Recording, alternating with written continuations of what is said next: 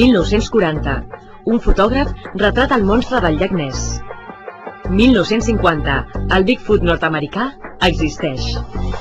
1960. Es difonen imatges d'ovnis sobrevolant pobles i ciutats. Què tenen en comú aquests fets increïbles?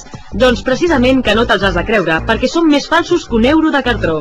Com podem saber si el que veiem a internet és veritat o mentida? Depèn de la bona fe de cadascú.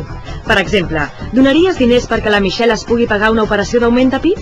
Compraries una classe de primària amb nens inclosos? A internet hi ha dues grans categories d'enganys. La primera serien els fakes, bromes pensades per fer riure una estona, sense mala intenció. En aquest grup podríem destacar el mític DJ tercermundista Supergreg, que lamentablement no podrà actuar mai al Sonar.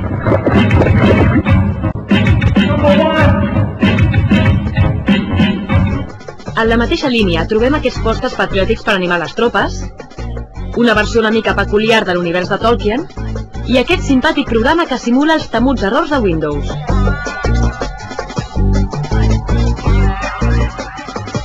Hi ha enganys, però, que van més enllà de la broma. Una de les pàgines més desagradables i odiades de la xarxa venia a gatets envasats al buit.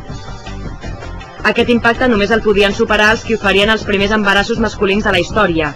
Una pàgina web en què podies comprar el carnet de conduir a un preu mòdic i els primers proveïdors de microxips per a persones de la història. Afortunadament tot era fals, però segur que algú s'hi va deixar el sou. La segona categoria d'enganys són molt menys cridaners, però poden tenir efectes imprevisibles.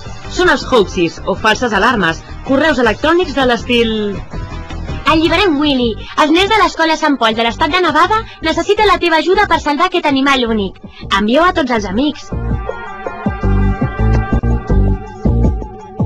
Aquesta mena de missatges, o els que t'avisen de nous virus i et donen consells perquè els evitis, poden amagar sorpreses desagradables.